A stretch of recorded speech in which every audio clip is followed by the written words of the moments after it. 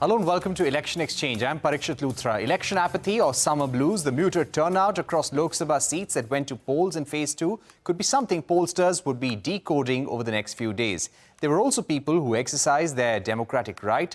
On your screens are visuals of couples across India who dashed to the polling stations on the day of their wedding. 88 Lok Sabha seats across 12 states and 1 union territory went to polls today. This included the remaining assembly segments in Outer Manipur. Polling in Madhya Pradesh's Betul had been pushed to Phase 3 after a candidate died. The BJP had won 52 of these seats in 2019 Lok Sabha elections. The Congress won only 18. 15 of them came from Kerala. The Congress and the left are partners in the India bloc, but they are fighting each other in Kerala. The BJP, which has never won a Lok Sabha seat in the state, is upbeat about its prospects. Wayanad was a key focus area. Congress leader Rahul Gandhi took on CPI's Annie Raja and BJP State President K. Surendran. Meanwhile, in Thiruvananthapuram, it was a three-way fight among Shashi Tharoor of the Congress, Rajiv Chandrasekhar of the BJP, Panniyan Ravindran of the CPI. CNN News 18's Neetu Ravikumar joins us with the latest from Thiruvananthapuram. Neetu, you have been tracking developments in Thiruvananthapuram in Kerala since probably 7 this morning. It's been a long and hard day for you, but any key takeaways that you'd like to share with us? See, the latest polling update which has come in at 6 o'clock says that the polling percentage is at about 67%. There could be updates coming in after the calculation of what went in the last hour.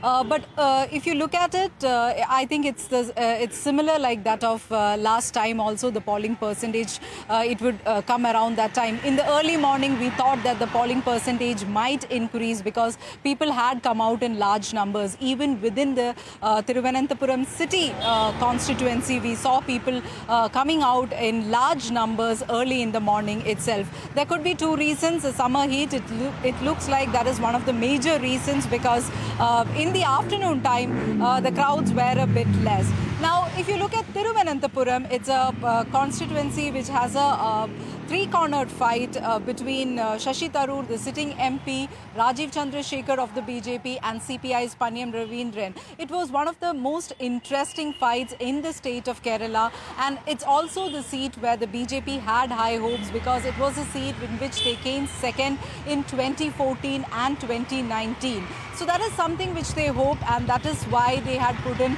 someone like a Rajiv Chandrasekhar to take on Shashi Tharoor. Shashi Tharoor says that he's confident of winning this seat because of the work that he has done over the past 15 years. And he also says that the secular nature of the constituency, the secular nature of the state, and the stand that he takes, because people also need their representatives to speak about their aspirations. Meanwhile, Rajiv Chandrasekhar says that his is a politics of performance, and he has to show the report card of the Modi government for the past 10 years.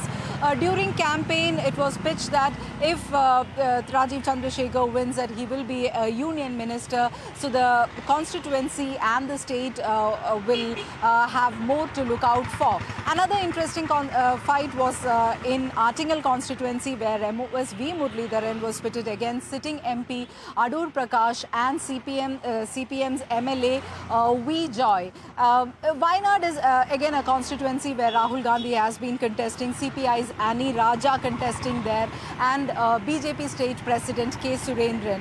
But Wayanad has traditionally been a Congress bastion, a Congress seat.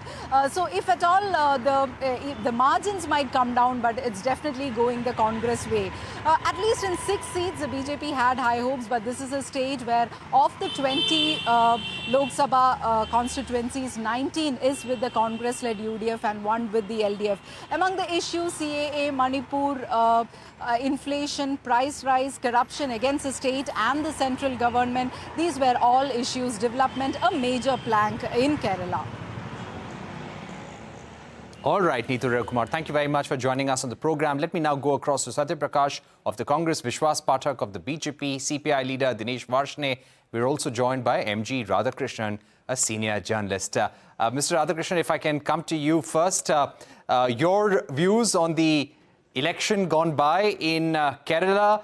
Do you think the nationally ruling party and the NDA alliance managed to do better this time, or do you feel they could not make any inroads in the state of Kerala. How was the opposition's campaign in the state, according to you?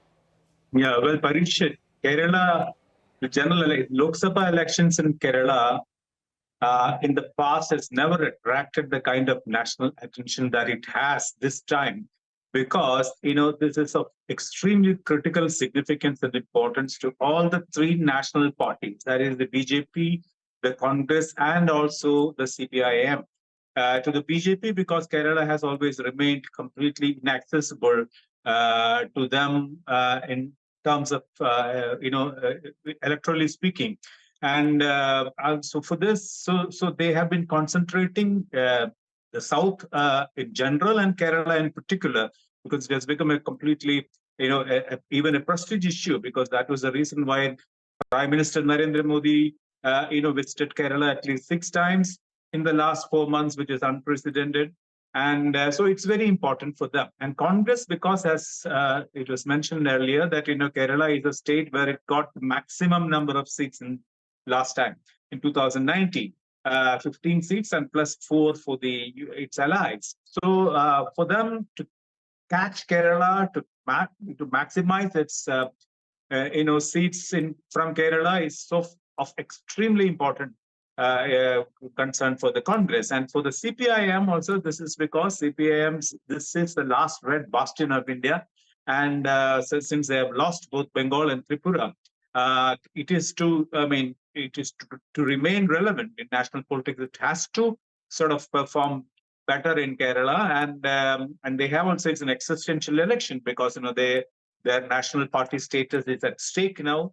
And so these are all extremely, this particular election in Kerala, that is why it makes so critical to all the three parties. Now, the opposition's performance, especially in Kerala, it's as always, Kerala, it's a bipolar polity, and the Congress-led UDF and CPM-led LDF have been fighting each other for the longest time. And now this election also, in spite of being allies in the India bloc, India Alliance, it was a bitter contest of fierce proportions, and so the fight was absolutely sharp in every constituency. The third point is about BJP. BJP's attempt, as your reporter said, BJP actually concentrated in 4 or 5 constituencies, which they consider A category, because those are the seats where they won more than 20 to about 31%. So I think BJP is likely to increase its vote share from 2019. It was about 15%. It might go up a bit, but will they win a seat is still a wide open question. All right. Whether they will win a seat or not is a wide open question. Let me put that to Vishwas Pathak of the BJP. Vishwas Pathak, will the BJP be able to make an entry into Kerala at all? We have heard the Prime Minister speaking about a double-digit victory in Kerala, but it's a tough state, different demographics, different politics, different cultures.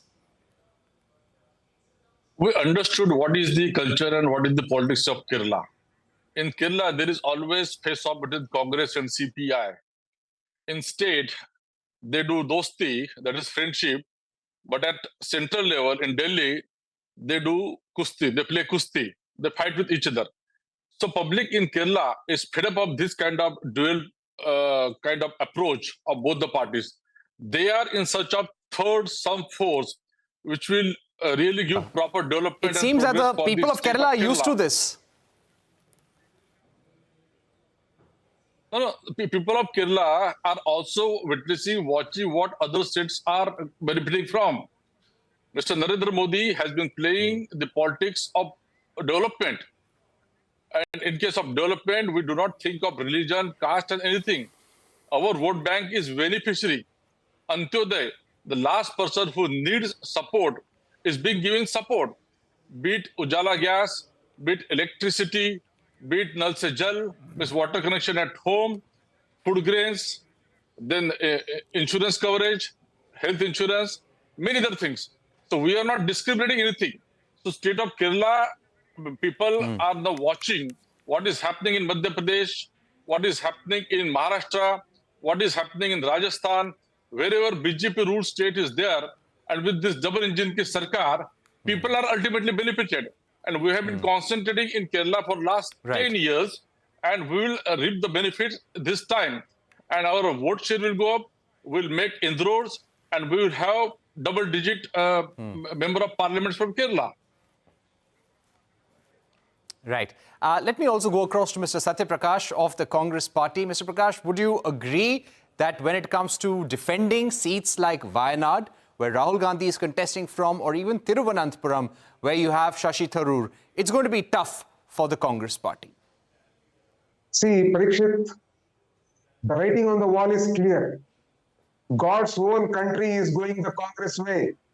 It's going the India Alliance way. My friends were saying, that, left and Congress fights in Kerala. We fight to keep the fascists away. We don't want fascists and communal party like BJP to even have the second place. If we and left go together, they will automatically become the opposition. They will hold on to the opposition space in Kerala. Today, the whole of South, right from Telangana, election has happened in Karnataka also. The South is shutting the door to communal and fascist politics of Modi and BJP. God's own country too will follow Tamil Nadu, which has walked BJP from its land. We need to understand what sort of development is that my friend from BJP is talking about. What is Modi talking about? While we are talking about Nyay, we are talking about Nyay to women, we are talking about economy, we are talking about jobs, we are talking about unemployment. What is Modi talking about? Modi is talking about calling Muslims women who bore more children. Okay. This is the sort of politics that Modi is playing. He is playing Hindu-Muslim. Is this development? Okay. This is what I want to ask. Right. Today, Let me get in Dinesh Varshney for a quick comment, Mr. Sathya Prakash. Yeah. Right. I'm going to come back to you immediately, sir. Mr. Varshney, I want to get the CPI view. As Mr. Radhakrishnan pointed out earlier, this is the last bastion of the left, so to say. How has the party tried to reinvent itself, innovate in terms of candidate selection, campaign, to make sure it can retain its vote share, the core vote bank in Kerala? Parikshit, let what Mr. Radhakrishnan imagine, let him imagine. Or whatever he thinks, let him think. But let me tell you one thing. It is not us, it is the Niti Aayog says that Kerala is the best governed state. We supplied the oxygen during COVID to all the states. No other state was oxygen surplus. We control the COVID the best manner. It is being said by the WHO. So let Modi say that how the India was governed by the central government during COVID. They were not giving the grants to the states. They were not giving the equipment to the states. They were sitting in the citadels of their home. So this is wrong. Second thing is, let me tell you, we are not afraid. The people of Kerala know very well that fascist and communal forces like BJP is not welcome in Kerala. It is the highest literate state of the country. They will know very well that Modi ji has ruined the country. Unemployment is the highest. Price rise is the highest. Industrial production has gone down. Hunger index, we are the lowest. We are the one among the lowest. But per capita income, it has slightly gone up, but similarly the price rise has gone up. See the dollar-rupee rate. Tell me a single field where Modi ji can claim, yes, he has development. This development plan made by the Modi ji is a gaudy media creation and a false data creation. And this is not I am saying, even Subramaniam Swamy, their MP is saying. Right. Mr. Radhakrishnan, coming to you. Now, we have always seen the importance of Uttar Pradesh, but this time it seems winning big in the South zone is extremely important for the BJP. How do you think the BJP is going to perform in the southern states of Andhra Pradesh, Telangana, Tamil Nadu, Karnataka, Kerala? Because these states are going to be critical to the party's fortunes and also reaching the 400+ mark, according to you. Well, as you said, South is going to be the game changer in this election for various reasons. And the BJP's attempts, that remain, the south of Vindhyas remains completely out of its saffron grip. And so to make inroads into south is something which the BJP has been trying for a long time, and especially in the last 4 or 5 years, they have intensified their efforts. But the situation still remains, the south remains a tough terrain to BJP even this election. If you take any state, the BJP's performance aspect, perhaps a couple of seats more in Andhra. Except that, in almost all the states, the BJP actually, literally, it seems to go south again. That is, Kerala, still remains difficult, and Tamil Nadu, it's extremely difficult, and Karnataka, where was having a reasonably good sort of situation, has also sort of turned to the other side now. They might lose a few seats compared to 2019. So South in general still looks absolutely a distant dream for the BJP. And in Kerala, as I said, the Kerala, it has never won a seat, and this time, there is a keen contest in some of the seats, and in Thiruvananthapuram particularly is where, if at all the BJP wins a seat, it could be Thiruvananthapuram, because the contest has been absolutely sharp in Thiruvananthapuram, and this is the only seat where the BJP came second in the last election. So Mr. I think Radhakrishnan, we're running out of time. Okay. Right. So I'm sorry, but we've completely run out of time. But you said that, yes, Thiruvananthapuram will be a tough fight because of strong credentials of the candidates there. We'll have to leave it there. But thank you very much to Mr. Prakash, Mr. Radhakrishnan, Vishwas Pathak and Dinesh Varshney for joining us on the program. We're taking a break, but coming up, 8 seats in Maharashtra went to polls. The undivided Shiv Sena had won 4 of them in 2019. We also focused on Assam. 5 seats went to polls there.